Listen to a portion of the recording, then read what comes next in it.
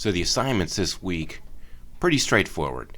You got your review from last week, so watch the video.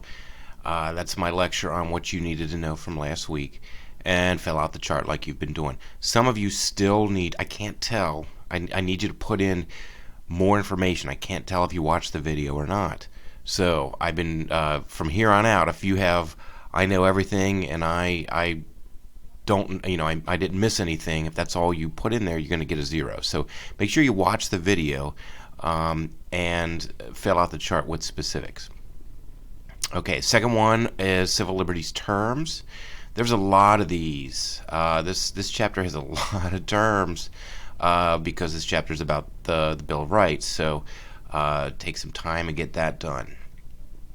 And then finally, I'm going to have you actually do some thinking about, I call it hate speech deliberation. Okay, so you've got information here. It's an article about should hate speech be banned.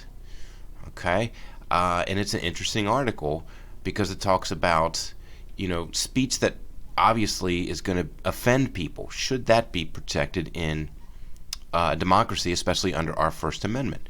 Well, as you read that article, I got 2 charts here. One is, the first thing you're going to do is say, here's what I believe.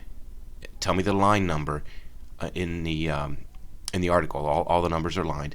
And then what is the opposing position as well. So I want you to figure out, okay, well, people don't necessarily believe what I believe.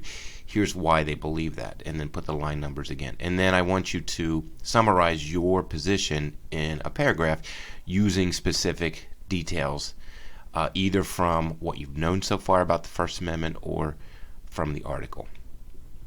Okay, that is it. Good luck, and as always, if you have questions, send me an email or come on in during office hours. Sorry it's at 8 a.m., but that's the time. If you need to meet another time via Zoom or Google Meet, just let me know.